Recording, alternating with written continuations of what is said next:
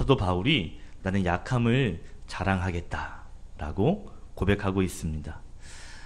여러분, 오늘날의 시대를 한번 돌아보면요, 오늘의 시대는 약육 강식이 팽배한 시대가 아닌가 싶습니다. 강함이 우대를 받는 세상, 강하면 대접해주는 세상, 우리가 그런 세상을 살고 있는 것 같습니다. 지난주에 우리 권사님, 집사님과 함께 식사를 하는데, 식사하면서 얘기하다가 이런 이야기를 하는 거예요.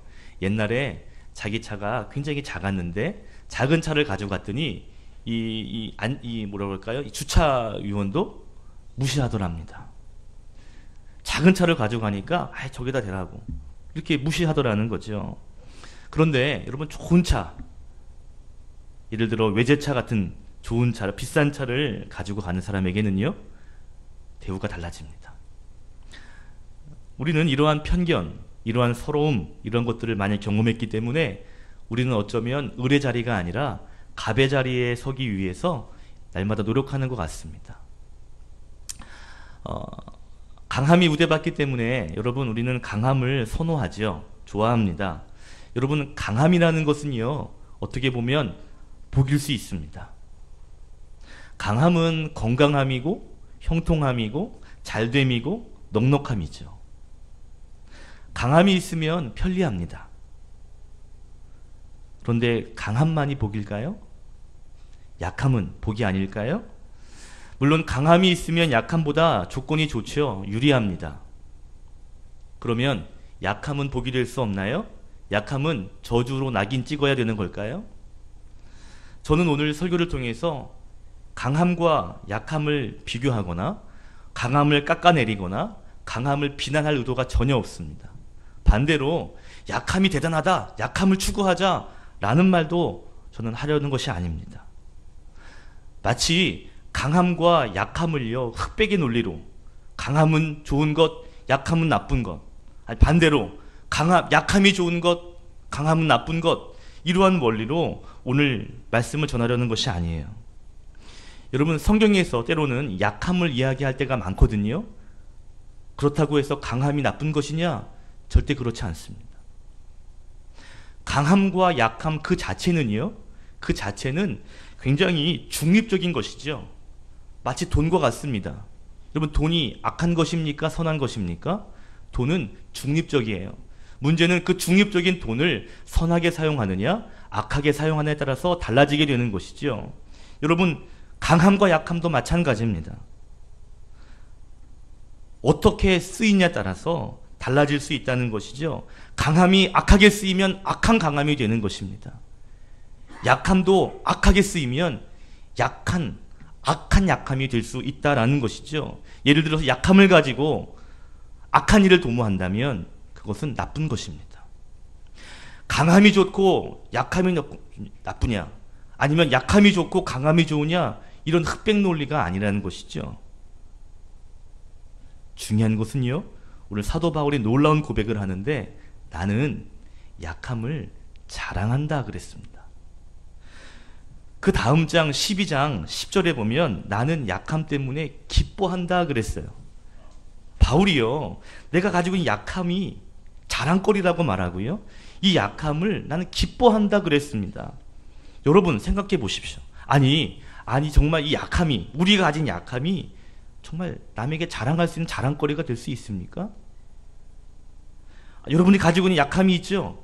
그 약함을 떳떳하게 자랑할 수 있는 자랑거리가 되냐 이 말이에요. 아니, 그 약함이 뭐 그리 대단한 거라고 남에게 자랑까지 할 수 있단 말입니까? 그런데요, 사실 이 바울이 약함을 자랑할 수밖에 없는 특별한 이유가 있어요. 그 이유는요, 고린도 교회, 이 편지를 쓰고 있는 고린도 교회의 모습과 관련이 있습니다.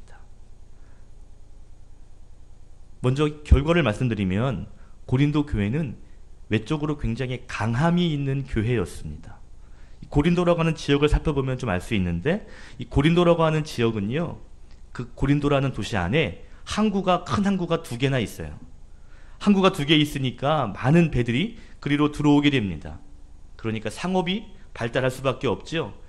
여러 지역에서 들어오다 보니까 그 고린도라는 지역은 국제도시가 되었습니다. 많은 배가 들어오게 되니까 또 장사가 일어나게 되니까 고린도라는 지역은 물질, 돈이 풍부한 그런 부유한 도시가 되었어요. 여러분, 이 도시가 얼마나 부유하고 돈이 많았든지 당시에 고린도라는 지역의 시민이 2만 5천 명 정도가 살았는데, 그런데 이 2만 5천 명의 시민들이 돈이 많다 보니까 자기 밑에 일하는 사람들을 2명씩 데리고 살았답니다. 돈이 많으니까 허드렛 일을 하지 않고 사람을 부려서 일을 시키는 거예요. 얼마나 돈이 많은지 아시겠죠? 여러분, 배를 타고 많은 것들이 들어오다 보니까 지식도 철학도 발달할 수밖에 없었습니다. 또 고린도라는 지역에는요, 신전이 있는데 그리스 신화에 나오는 아프로디테, 사랑의 여신이라 불리는 이 신전이 크게 있었어요. 그러다 보니까 고린도라는 지역은요, 종교성도 굉장히 많은 도시였습니다. 뿐만 아니라 고린도라는 특징이 뭐냐면 굉장히 음란이 많았습니다. 성적인 타락이 도시였거든요. 뭐 없는 게 없으니까요. 얼마나 이 도시가 성적으로 타락했던지, 여러분, 음란한 사람, 성적으로 문란한 사람을 가리켜서 이 고린도인 같은 사람들, 이 고린도에 사는 사람 같으니라고 라는 말이 통용될 정도로 고린도라는 지역은 굉장히 성적으로 타락한 도시였습니다. 정리해보면 고린도라는 도시는요, 돈도 많죠, 지식도 많죠, 종교도 많죠, 성적인 유혹도 많죠. 더 놀라운 것은요, 고린도전서 1장 7절을 보니까 고린도 교회 안에 은사의 부족함이 없었다라고 말합니다. 물질, 뭐 여러 가지 것들이 다 있는 거에다가 영적인 은혜까지도 풍부했던 교회가 고린도 교회였다는 거예요. 저는 고린도 교회에 별명을 붙인다면, 야, 외적으로 강한 교회, 많은 것을 가진 교회라고 그렇게 별명을 짓고 싶어요.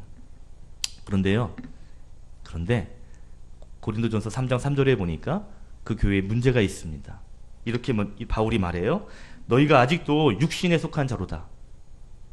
너희 가운데 시기와 분쟁이 있도다. 여러분, 고린도 교회는요, 외적으로 강한 교회였어요. 부족함이 없는 교회였습니다. 그런데 그 교회 안에는요, 내적으로는 서로 미워하고 시기하고 질투하고 싸우고 다투는 일들이 있었다는 것이죠. 바울이 그런 고린도 교회 성도를 향해서 이렇게 말합니다. 나는 약함을 자랑한다. 왜 고린도 교회 성도들에게 자기의 약함을 자랑하는 걸까요? 이유가 있습니다. 첫 번째 교훈이에요. 한번 따라합시다. 나는 약하지만, 다시 한번, 나는 약하지만 하나님의 강함을 경험하기 때문에. 나는 약한데, 그런데 하나님의 은혜를, 그 하나님의 강함을 경험해 보았다라는 것을 사도 바울은 말하고 싶은 겁니다. 고린도 교회는 많은 것을 가졌어요. 부족함이 없습니다. 조건만으로 보면 강한 교회입니다. 그런데 그 교회 안에서 성도의 마음을 아프게 하고 다툼이 있고 갈라짐이 있었습니다. 고린도전서 5장 6절에 보니까 바울이 말해요. 너희가 자랑하는 것들이 옳지 않도다. 그들이 무엇을 자랑했나요? 지식이 많은 거 자랑했습니다. 재물 많은 거 자랑했습니다. 종교성 많은 거 자랑했습니다. 은사가 많다고 자랑했습니다. 너희들 그 자랑이 옳지 않도다 라고 말합니다. 여러분, 사실이요, 사도 바울이 자랑할 것 따지려고 한다면 자랑할 게 정말 많아요.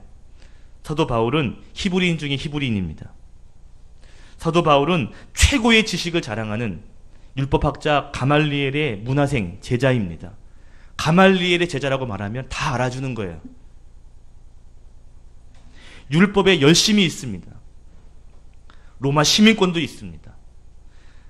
바울이 사울이었을 때 믿음의 사람들 잡으라고 하는데 그것을 아예 체포권을 줄 정도로 젊은 시절부터 인정받던 사람이었습니다. 근데 바울은 그런 것들을 자랑하지 않아요. 오늘 성경에 보니까 21절에 오히려 약함을 자랑하죠. 내가 옥에 갇힌 것, 매를 수없이 맞은 것, 40에서 한 대 가만 39대의 매를, 그 태형을 5번 맞은 것을 자랑합니다. 여러분 왜 40대를 때리지 않고 39대를 때리냐면 40대를 때리면 죽습니다. 그냥 죽을 지경까지 때리는 거예요. 그런 매를 5번 맞았다는 거예요. 태장도 3번 맞고요. 돌에 맞기도 많이 맞았고요. 배를 타다가 파손당한 것도 3번 되고요. 강도를 만나고요. 길에서 줄이고 목마르고 춥고 헐벗는 일들이 수없이 많았다고 이야기합니다. 왜 이런 약함을 고백하는 걸까요? 하나예요. 나는 약했는데 그때 하나님의 강함을 경험했다는 것입니다. 바울이 강조하고 싶은 것은 내 약함을 말하고 싶은 것이 아니라 내가 약할 때 내 안에 계셨던 그 하나님의 강함을 사도 바울은 말하고 싶은 것이죠. 여러분 고린도후서 그 앞에 4장 7절부터 10절까지 내용 보시면 이와 비슷한 내용이 나옵니다. 약함을 자랑하는 것이 아니라 하나님의 강함을 말하고 있거든요. 우리 고린도후서 4장 7절로부터 10절 우리 화면을 통해서 함께 읽겠습니다. 시작. 우리가 이 보배를 질그릇에 가졌으니 이는 심히 큰 능력은 하나님에게 있고 우리에게 있지 아니함을 알게 하려 함이라.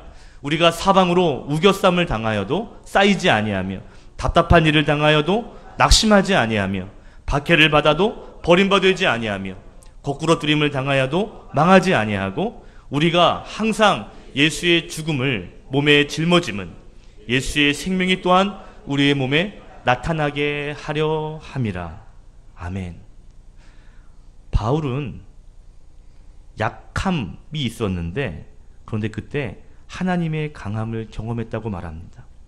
오늘 바울이 이렇게 말하죠. 질그릇에 보배를 담았다. 여러분 질그릇은 가장 깨지기 쉬운 가장 약한 그릇이 질그릇입니다.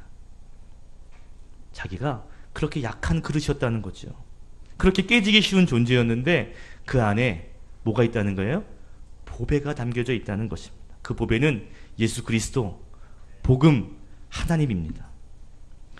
내가 약할 때가 있었는데 그래서 우겨쌈을 당할 때가 있고요. 거꾸리뜨림을 당할 때가 있었는데 그런데 하나님이 역사하시니까 망하지 않더랍니다.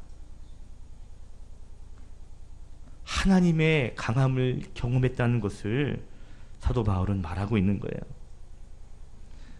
바울은 고린도 교회를 향하여서 나는 약하지만 하나님의 강함, 하나님의 은혜를 경험했기 때문에 나는 그 약함을 자랑할 수 있다라고 말하고 있는 것이죠. 여러분 사도 바울이 고린도후서 12장 10절에 말합니다. 약한 그때가 곧 강함이라. 내가 약한 것 같은데 내 안에 하나님의 강함이 있기에 그때가 강함이라. 사도 바울은요, 나 약한 사람이야 라는 거 강조하려는 것이 아니에요. 하나님의 강함이 들어오니까 약하지 않더라는 것을 강조하고 싶은 것입니다. 바울이 강조하고 싶은 것은요, 내가 하나님의 강함을 경험했더니 너무 좋더라는 것을 말하고 싶은 거예요. 여러분 고린도 교회는요 조건이 너무 좋았어요. 조건적으로 보면 너무 강한 교회입니다. 그런데 다툼이 있었습니다. 사도 바울은 그런 교회를 향해서 너희들 약해져라 라는 말을 하는 것이 아니에요. 너희들 하나님의 강함을 경험해라 라고 말하는 것입니다. 여러분 우리 교회도 하나님의 강함을 경험할 수 있는 교회가 될 수 있기를 바랍니다. 우리 교회가 강한 교회냐 약한 교회냐가 중요하지 않아요. 우리 교회가 하나님의 강함을 경험하는 교회여야 합니다. 나의 약함, 나의 강함, 그것보다 더 중요한 것이 있어요. 내가 강하든 내가 약하든 그 안에 하나님의 강함이 채워지는 것, 이것이 중요합니다. 본질은요, 하나님의 강함을 담을 수 있는 그릇이 되는 것이 굉장히 중요한 것이죠. 아무리 강하다 할지라도 하나님의 강함을 담지 않으면 손해입니다. 약하다 할지라도 하나님의 강함을 담는다면 강할 수 있습니다. 그러나 약한데 하나님의 강함도 없다면 더 약해지겠죠. 저와 여러분은 하나님의 강함을 담을 수 있는 성도가 되어야 할 줄로 믿습니다. 우리 교회, 저와 여러분이 하나님을 품을 수 있는 질그릇 같은 그러한 귀한 그릇 될 수 있기를 예수님의 이름으로 축원합니다. 아멘. 사도 바울이 지금 약함을 자랑한다 그래요. 약함을 자랑하는, 약함을 강조하는 이유는 고린도 교회와 관련이 있습니다. 너희들 하나님의 강함을 좀 경험해봐라 말하고 있는 것이죠. 그런데 이 사도 바울이 이 약함을 강조하면서 그 이유가 고린도 교회의 문제만을 놓고 말하는 것도 아니었습니다. 한편으로 보면 자기 자신과의 관계에도 이 약함을 말할 수밖에 없는 이유가 있어요. 여러분, 고린도 후서 11장의 이 전반적인 내용은요, 사실 이 거짓 사도들과의 관련성이 있습니다. 당시에 거짓 사도들, 그 사도들이 고린도 지역을 비롯한 여러 중동 지역을 다니면서 말하기를 사도 바울은 사도가 아니야. 우리가 사도야.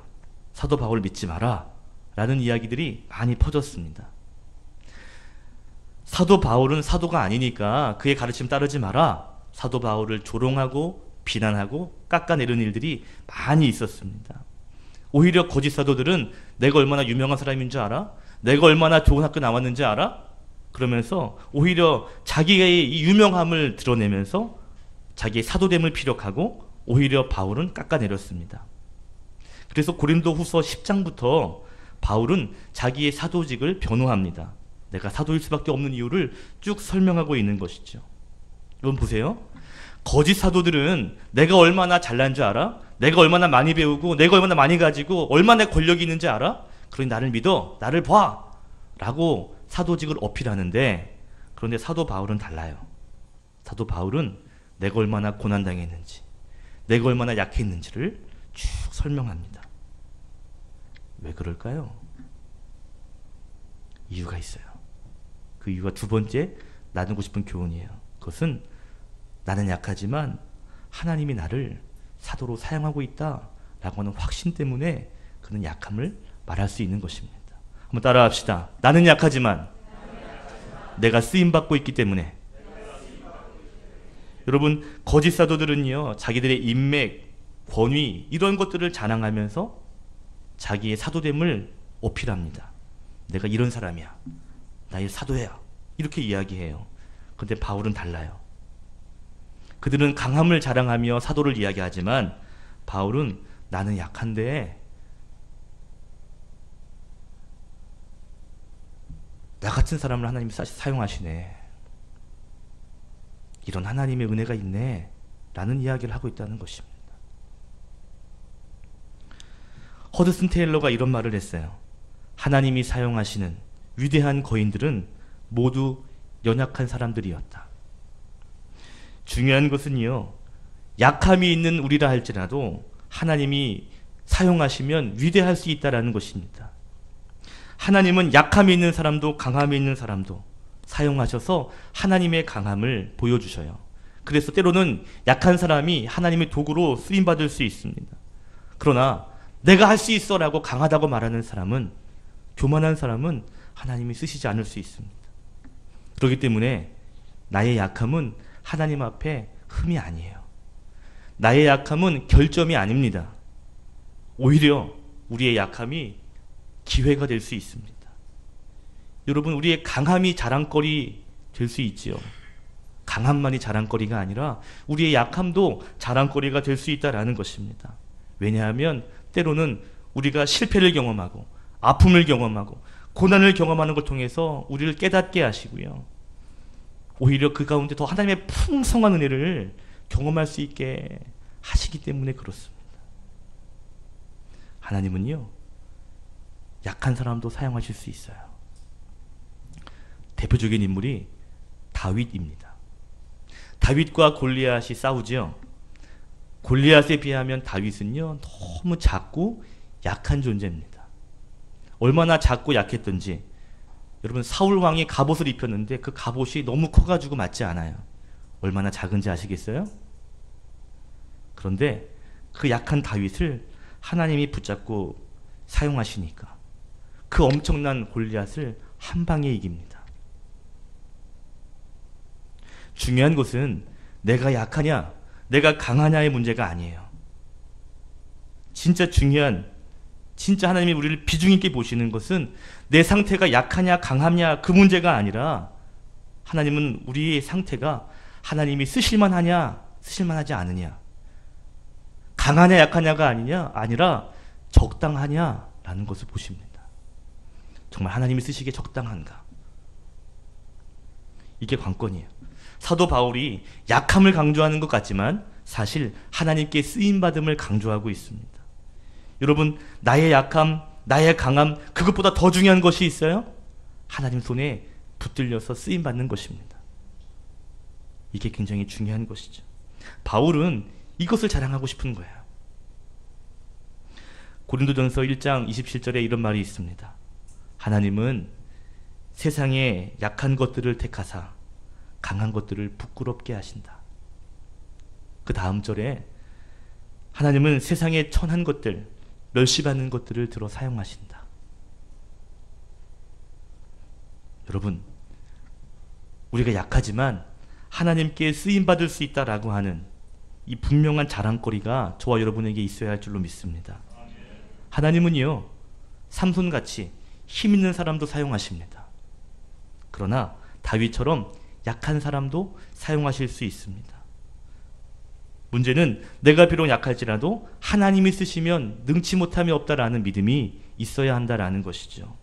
고난을 당한다고 해서, 지금 어려움을 당한다고 해서 하나님이 나를 지금 쓰시지 않나 봐, 내가 지금 하나님 손에 붙들려 있지 않은가 봐 라는 생각을 하시면 안 된다는 거예요. 하나님은 강자도 약자도 들어서 사용하실 수 있습니다.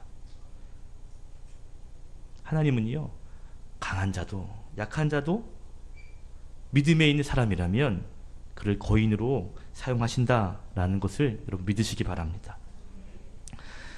여러분, 우리는 나의 약함을 바라보면서 못났다 라는 것이 아니라 나의 약함을 바라보면서 하나님의 강함을 기대해야 합니다. 나는 약한데 하나님이 쓰시면 얼마나 큰 일을 감당할 수 있을까 기대해야 합니다. 나의 약함, 그것 때문에 하나님의 강함을 볼 수 있는 사람이 되어야 합니다. 비록 약할지라도 하나님께서 나를 사용하시면 나는 놀라운 일을 감당할 수 있다라고 하는 이 바울의 고백, 이 고백이 저와 여러분의 고백이 되어야 할 줄로 믿습니다. 바울처럼, 다윗처럼 약함이 있지만 위대하게 쓰임받을 수 있기를 주님의 이름으로 축복합니다. 말씀을 정리해 볼게요. 여러분, 바울처럼 나는 약해. 여러분, 그래도 내 안에 하나님의 강함을 자랑할 수 있는 성도 되시기를 바랍니다. 비록 약하다 할지라도 하나님께 쓰임받으면 바울처럼 능력의 사람이 될 수 있다라는 믿음을 가지시기 바랍니다. 내가 약할 때 하나님의 강함이 더해지는 그것을 기대하십시오. 아멘. 성도는요, 나의 약함 때문에 절망하거나 주눅들거나 내 문제 때문에 기죽고 사는 것이 아니라 이 약함을 통해서 하나님이 어떠한 일을 감당하실 수 있을까? 그것을 기대하는 것입니다. 비록 약함의 자리에 있다 할지라도 하나님께서 귀하게 사용하셔서 저와 여러분의 삶 가운데 놀라운 일들이 일어나게 되고, 그리고 약함까지도 강함까지도 자랑할 수 있는 믿음의 성도 되시기를 예수님의 이름으로 축원드립니다. 기도하겠습니다.